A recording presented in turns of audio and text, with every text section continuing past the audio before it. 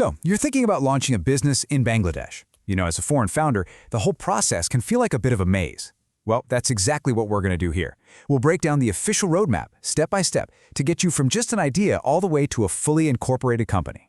I mean, it's a huge decision, right? You're thinking about where to launch your next big thing, and you're looking at these high-growth emerging markets. Finding the perfect spot, one with a solid support system, is absolutely crucial. And that search for the right framework is exactly why Bangladesh is popping up on more and more investors' radars. The country has been really intentional about building a legal and economic structure designed to bring in foreign investment. Let's take a look at how it all works. Okay, let's dive into Section 1, laying the foundation. Before you even think about touching any official paperwork, you've got to get your pre-launch checklist sorted. Trust me, getting this part right will save you so much headache later on. First up, your people. For a private limited company, you're going to need at least 2 directors. They can be from anywhere, local or foreign, as long as they're over 18 and not bankrupt. Simple enough.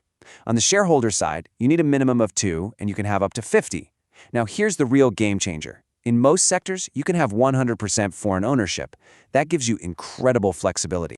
Next, let's talk money. You're going to hear this term, authorized capital. It's basically the maximum value of shares your company is allowed to create. Now, as you can see, the law in Bangladesh is super flexible. There's no official minimum or maximum. But, and this is a big but, there's a practical catch you need to know about. And here is that catch. While you can technically register a company with very little capital, if you, as a foreign investor, want a work permit to actually run your business in the country, you need to show an investment of at least $50,000. So the law is flexible, but the visa rules create a very real financial starting point. Okay, last part of your pre-launch kit. You need these 4 things ready to go. First, a unique company name, and we'll circle back to that in a sec. Second, a real physical address in Bangladesh. No P.O. boxes allowed. And finally, 2 super important legal documents. The Memorandum of Association, or MOA, which says what your business does, and the Articles of Association, the AOA, which lays out the rules for how it's run. All right, with your foundation all set, we're ready for Section 2, the official process. This is the 5-step journey you'll take with the Registrar of Joint Stock Companies and Firms, or as you'll get to know them, the RJSC. They're the main government body you'll be dealing with. So here it is, the entire roadmap in 5 steps. It starts with getting your company name approved. Then you'll tackle the banking and send over the capital. After that, you submit everything online, they go through a key verification step, and finally, you get your official certificate of incorporation.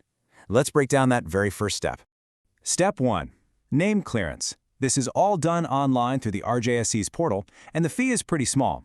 Now, the most important thing here, I can't stress this enough, is to pick a name that's truly unique. It can't be too similar to any other company out there. Once they approve it, that name is yours for 60 days, which gives you a nice window to get the rest of your ducks in a row. Okay, deep breath. We're now heading into what is often the trickiest, most frustrating part of the whole process. Section 3 is all about navigating those key hurdles, the banking, the capital transfer, and all the paperwork that ties it together. So, a lot of foreign founders hit this wall. It's a classic catch-22. To register your company, the government needs proof you have a bank account. But when you go to the bank to open an account, they ask to see your incorporation documents, which, of course, you don't have yet.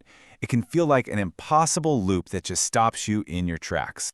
But don't worry, there's a well-known workaround for this. It's called a board resolution. All you have to do is have your proposed directors sign a resolution that basically says, we authorize so-and-so to open a bank account on behalf of our soon-to-be-formed company.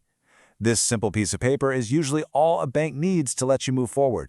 Now, once your account is open and you've transferred your capital, the bank will give you something called an encashment certificate. You got to think of this thing as your golden ticket. It's the official, undeniable proof that your investment has landed in Bangladesh. And let me be clear, the RJSC will absolutely not incorporate your company without it. Okay, let's pull all that paperwork together for the big online submission to the RJSC. You've got your name clearance certificate, which we know is good for 60 days. You've got your MNOA, remembering that keyword limit. Then there's the personal info for all your directors and shareholders, passports, photos, all that. You also need a signed Form IX, which is just a consent form. And finally, the star of the show, that golden ticket, the encashment certificate from your bank. And just like that, you're incorporated. Congratulations. But, as any founder will tell you, this isn't the finish line. Nope, it's the starting line. So for our last section, Section 4, let's talk about your Day 1 to-do list. The first thing that's going to happen is an email will pop into your inbox from the RJSC with all your digitally signed documents. Your first jobs are administrative, but they're super important.